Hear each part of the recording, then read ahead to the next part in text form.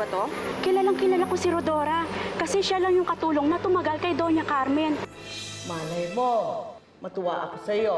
Pamanahan kita ng pera. Siya magnanakaw, papakulong kita. Nang mamatay ang Doña, lahat po pinamana, pati na po ang mansyon kay Rodora. Ibig sabihin, mayaman si Aling Rodora. Hindi kaya nagparitoke ng mukha? Kung nag-iba ang mukha niya, nag-iba rin ang buhay niya.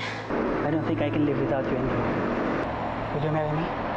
Hindi kaya kinalimutan na rin niya ang nakaraan niya? Tama ang hinala ko. Ikaw yung hinahanap ng babae sa TV. Kamusta kaya ang naging buhay mo? Nasaan ka na kaya ngayon? Anong ginagawa mo dito, Darlene? Pumunta lang ako dito para sorry sa'yo. Hindi ko muna guguluhin si Darlene. Hindi ko muna ipipilit na magkabalikan kaming dalawa. Tutuon ko muna yung atensyon ko dito sa restaurant para pag naging successful na, makaharap na ako kay Darlene. At hindi na magiging hadlang yung mga Carbonell sa pagsasama namin.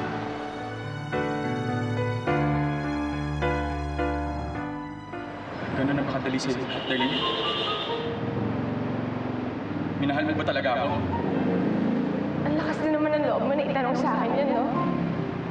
Hindi mo ba alam lahat ng sinakripisyo ko para sa'yo? Sinuway ko yung lola ko, sinuway ko yung mga magulang ko para sa'yo, Jerome. Muntik na ako makipagtanan sa'yo. Darlene, natanggal ako sa trabaho dahil sa'yo. Nakakala ko, sa kabila ng lahat ng pagsubok, magiging tayo pa rin.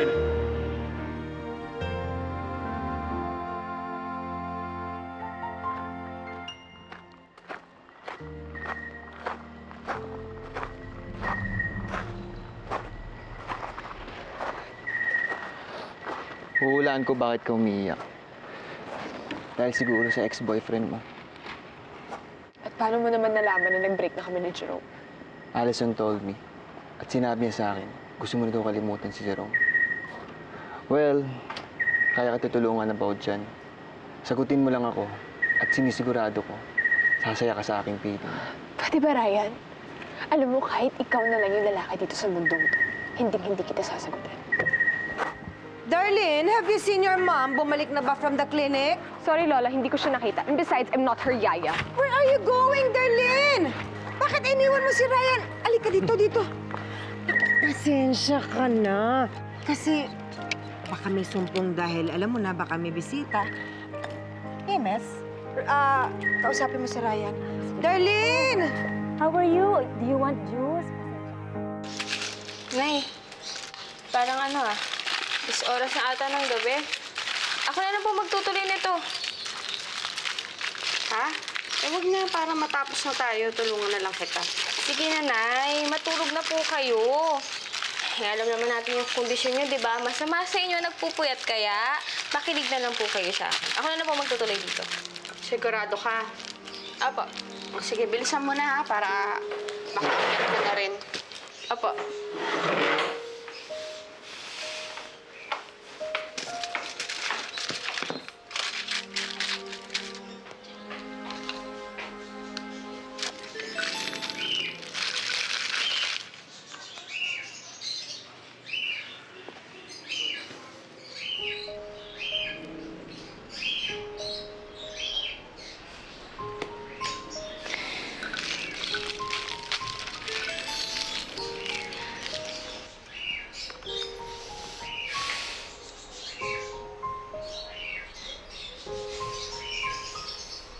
Totoo pala yung kasabihan, no?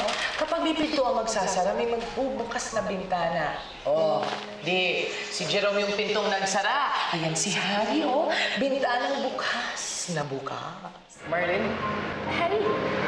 kaya tuwan-tuwa ako na makita ko kayo sa presinto. Parang itinadhana na makita tayo ulit. Natuwa nga ako nung nalaman kong tatrabaho ka na kay Ma'am Giselle eh. Kasi, syempre, magkikita na tayo dito sa resort. Tapos, mabubuo na yung araw ko kasi lagi kitang nakikita. Talaga? Oo naman, hindi kaya kompleto yung araw ko kapag hindi kita nakikita. Jerome, mahal kita! Mahal kita! Marilyn, sasabi mo naman ako. Magugustuhan mo ba isang tulad ko? Marilyn, huwag mo naman gawin sa akin to. Para mas madali. Jerome, umalis ka na lang.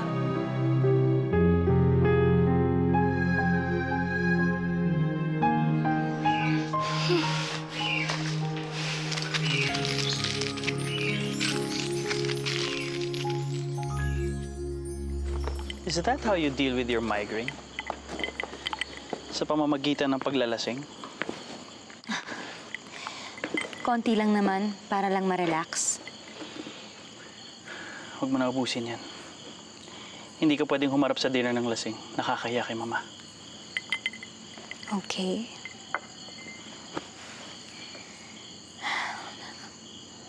Sige. Meron sana akong pabor na hihilingin sa'yo. Tungkol dun sa doktor na kasama mo sa meeting. Gusto ko sana na wag mo siyang tanggapin dito sa resort. Bakit? Ayaw mo kay Dr. Reyes? As far as I know, siya ang pinakamagaling sa line of work niya. Meron pa naman tayong mahahanap na magaling na doktor, di ba? Please naman, sige. Pagbigyan mo naman ako. Alam mo, hindi ko kayang ibigay ang hinihiling mo hanggat hindi ko nalalaman ng totoo kung bakit ayaw mo kay Dr. Reyes. Why do I sense na parang natatakot ka sa kanya? May kailangan ka bang sabihin sa akin? May tinatago ka ba? Gusto mo bang malaman ang totoo? Yes. Meron ba?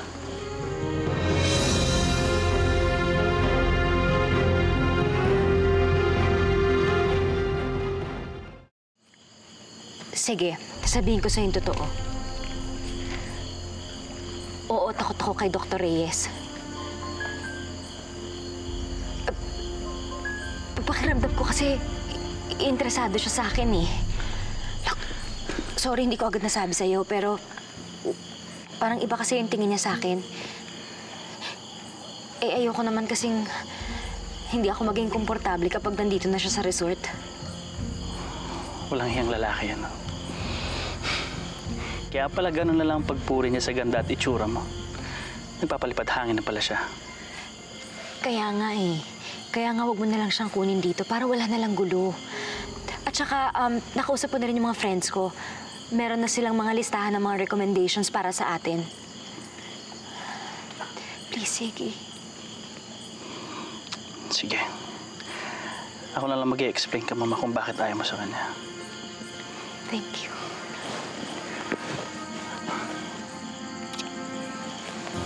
Okay na. I'll see you in dinner.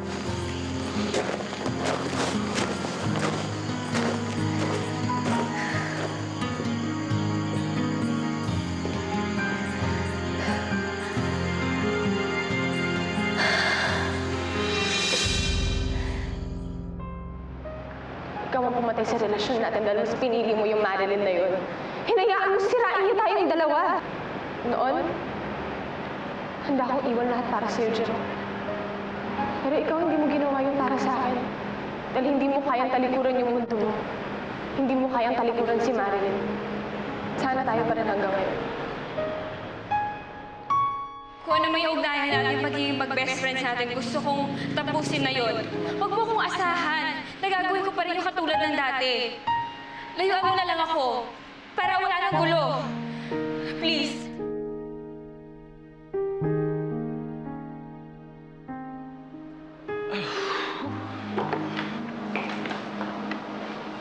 Uy, Jerome. Tara na, sabay tayo umuwi. Sige na, mauna ka na. Oo. Ay na naman gumugulo dyan sa utak mo. Naisip ko kasi yung sinabi ni Darlene eh. Tama siya eh. Alam mo, kahit hindi intensyon ni Marilyn, kahit hindi niya sinasadya, siya yung nagiging dahilan ng pag-aaway namin ni Darlene. Palagi. Agree ako dyan. Mabait si Marilyn at mabuti siyang kaibigan, pero hari nagiging komplikado yung relasyon niyo ni Darlene dahil sa kanya eh. Siguro dapat pagbigyan ko si Darlene dun sa hiling niya na layuan ko si Marilyn. Total, si Marilyn, yun din naman ang gusto. Oh. Siguro kapag ginawa ko yun, mas malaki yung chance na mawala yung galit sa akin ni Darlene. Mas malaki yung chance na magkabalikan kami dalawa. Bring your family along also, para at least naman masaya, di ba? Oh. Kayo lang ba? Mr. Carbonel, nasabi ko na nga ba hindi kita abutin sa opisina eh. Mahilig ka rin pala sa magagandang tanawin, ano? Doon na tayo mag-usap sa opisina. Pwede bang mamaya na lang tayo magpirmahan ng kontrata kasi parang gusto ko ring makatanong na magagandang tanawin dito eh. Actually, hindi naman kita pinapunta dito para pumirma ng kontrata. Para saan ba itong patawag mo meeting? Gusto ko lang ipaalam sa'yo na nagdesisyon kami. I-consider ba pa namin mga options. I'm sorry, Dr. Reyes, pero hindi ko yung tamang tao para sa trabaho ito. Now, if you'll excuse me, marami pa ako asikasuhin.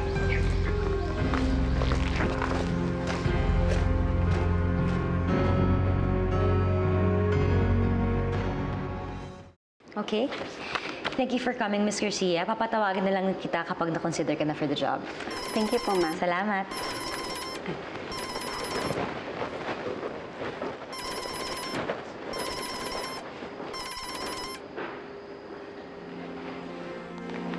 Hello? Sino to? Atribida ka eh. Bakit mo ginawa yun? Ha? Bakit pa pinipigilan mo pag-hard sa akin doon sa resort? Desisyon ni Sige yun. Huwag mo kong pinagbibintangan. Sinungaling ka. Alam ko ikaw may pakana ng lahat dahil ayaw mo malaman ng asawa mo kung anong sikreto mo. Kaya-kaya mo naman kasi itanggi na hindi mo ako kilala eh, di ba? Oh, wala naman kasing alam ang asawa mo sa nakaraan mo. Tumahimik ka. Hindi mo pwedeng ipagsabi yun dahil bawal yun sa mga doktor. Oh, tingnan mo na. Ay di lumabas din sa bunganga mo ang katotohanan na ikaw nga ang humarang ng kontrata ko. Alam mo, tahimik na yung buhay ko eh. Bakit ba ako ginugulo? Wala pa akong ginagawa sa iyo, Mrs. Carbonell. Pag hindi ka tumigil sa kasusulsul sa asawa mo, ibubulgar ko ang sikreto mo. Ipapakita ko sa kanya ang dati mong anyo. Naintindihan mo? Look, kailangan mo rin akong maintindihan. Kaya ko lang naman nagawa yun kasi takot ako. Wala naman kasi talaga akong planong ibuking ka eh. Atribida ka eh. Kaya nga ako nagsasorry, di ba? O ngayon sabihin mo sa akin, ano ba talagang gusto mo para manahimik ka na? Pagbibigyan kita ng isa pang pagkakataon. Ha? Pero ayaw kong pag-usapan natin sa telepono. Magkita tayo sa labas. Hindi pwede. Marami akong trabaho at makakahalata sila Ziggy at Mama. Gumawa ka ng paraan kung paano ka makakapunta. Ite-text kita kung saan tayo magkikita. Pag hindi ka nagpunta, alam mo na kung ano mangyayari sa'yo.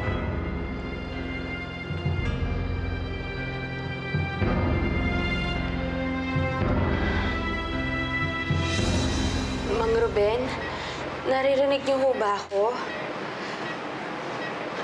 Pasensya na ho kayo ha.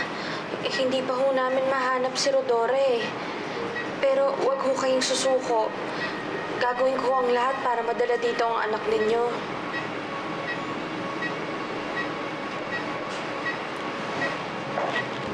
Magandang araw sa inyo.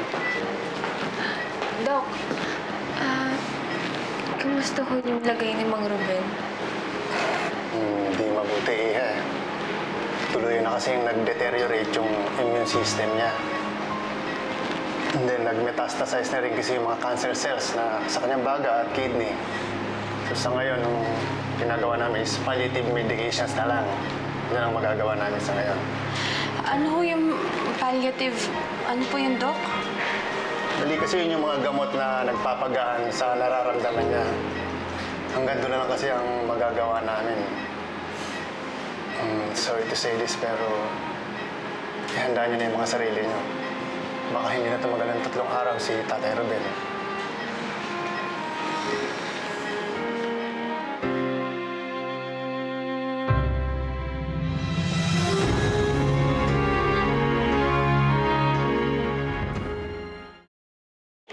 Aling Perlita, Marilyn. Pasensya na, nahuli ako ng dating. Galing kasi ako sa kabilang presinto para makibalita. Ano, may nakuha ka bang bagong impormasyon? Pasensya na, Aling Perlita, wala pa rin ako nakukuhang lead. O sige, maiwan ko muna kayo ha. Magde-deliver lang muna ako ng mga order. Nay, sama na ako. Hindi na, dito ko na lang. Harry, baka pwedeng samahan mo muna dito ang anak ko. Para kung may tumawag din, mapuntahan nyo agad, ha? Marlene, okay ka lang ba? Bakit parang ang lungkot-lungkot yung mag-ina? Kasi, Hari, galing kami sa ospital ni Inay kanina. Tinaningan na ng doktor si Mang Ruben.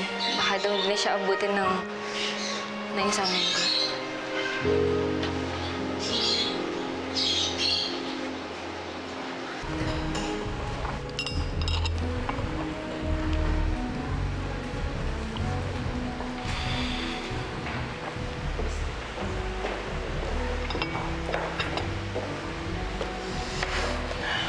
Akala ko hindi ka na darating eh. At tawagan ko na sana si Sige. Nandito na nga ako, di ba? Kaya pwede mo nang itigil yung pananakot at pagbabanta mo sa akin. Ano ba kasi kailangan mo sa akin? Relax. Kapi ka muna. Masyado ka apurado. Gusto muna kitang kamustahin. I-congratulate kita sa mala-fairy tale mong buhay. Magkano kailangan mo? Pera kailangan mo, di ba? Sabi mo sa akin kung magkano. Bibigay ko yun sa'yo. Lubayan mo lang ako. Huwag nga tayo maglukuhan, Giselle. Ano, kukontrol ng pera sa mga karbonel. Si Madam Charito, si Sige. Magpresyo man ako sa'yo, hindi mo kayang ibigay. Pero may magagawa. Pero may magagawa ka sa akin. Kukumbinsihin mo ang asawa mo na maging head ako sa beauty spa ng resort. Mas profitable para sa akin yun. Dadami na ang kliyente ko. Gaganda ang network ko. At lalong iingay ang pangalan ko. Alam mo, pag nagawa mo yun, titikom ng bibig ko. At hindi na makikita ni Sige ang picture na to. Naalala mo pa ba?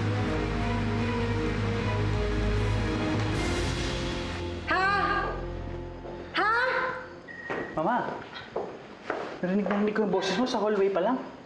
Eh, paano itong babaeng ito? Hindi ako masagot kung nasaan na yung amo niya. Ma'am, kasi po ang sabi lang ni Ma'am Giselle, magla-lunch out daw po siya. Pero nakapatay na po ang phone niya, kaya hindi ko na po siya makontak. Kahit na! Dapat alam mo pa rin. Eileen, iwan mo na kami ng mama. Thank you, sir. Perwisyo? Puro konsumisyon. Urgent ba na makausap mo si Giselle? Kaya mo, pag nakita ko, papuputayin ko siya agad sa inyo. Ako, punong-puno na ako sa asawa mo. Palaging mainit ang ulo. At kung sumagot sa akin, ganun na lang. Mama, kahit ikaw umiinit na rin ang ulo mo eh. Baka natsyempohan mo lang na pagod yung tao. Alam mo naman, she's heading the operations here. Mas maganda nga na nadadivert yung trabaho niya eh. Kaysa naman sa ako yung pinapansin niya, kita mo hindi na siya seloso sa akin, hindi na siya napapraning sa akin, pati sa mga activities ko. Bihira na nga kami mag-away eh. Hindi. May nararamdaman akong kakaiba. If I were you, subaybayan mong mabuti ang asawa mo. Dahil malakas ang kutob ko, ang pakiramdam ko. Meron siyang ginagawang hindi ko magugustuhan. Tabi mo nga yan. Tabi mo nga yung tratong yan. Hindi ko makita yung mukhang yan. Bakit? Naduduwa ka ba dito sa mukha mo? Gagawin ko yung gusto mo. Pero kapalit nun, gusto ko lahat ng file tungkol sa akin, sunugin mo. Ayokong may makaalam na ako nagmamay-ari ng mukhang yan. At ayokong may makaalam na kahit sino na ako si Rodora. Naiintindihan mo ba ako?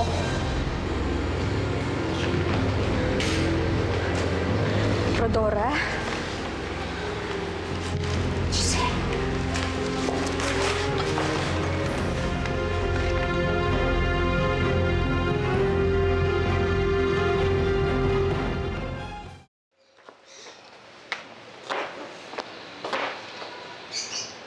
Hoy!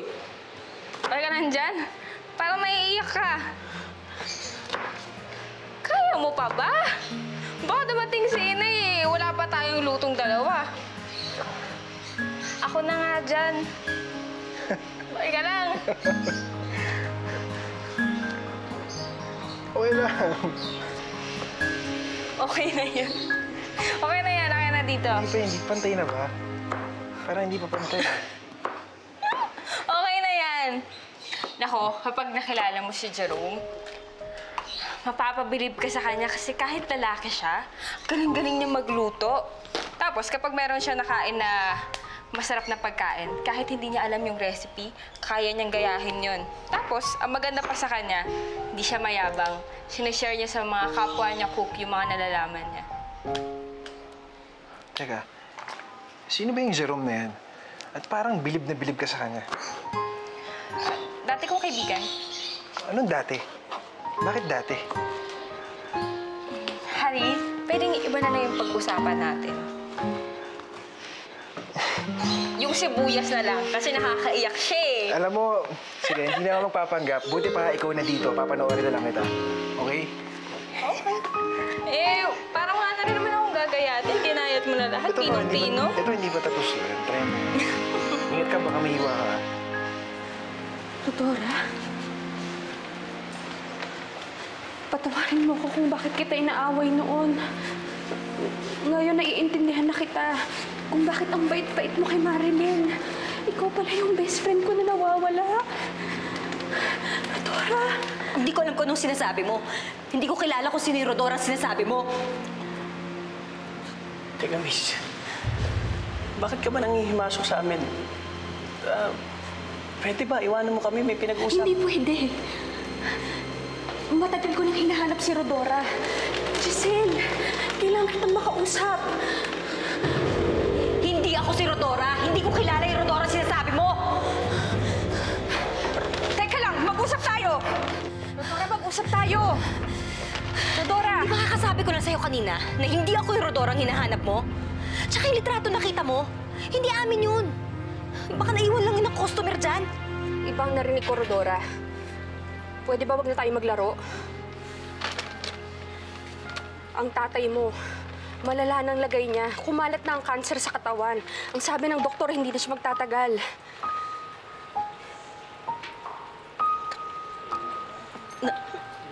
Nakikiramay ako dun sa matanda, pero hindi talaga ako yung anak niyang nawawala eh. Kaya kung ako sa'yo, Perlita, hanapin mo na lang yung Rodora ang sinasabi mo. Tsaka utang na loob, huwag kang pupunta sa resort. Huwag kang manggulo dun. Pero Rodora!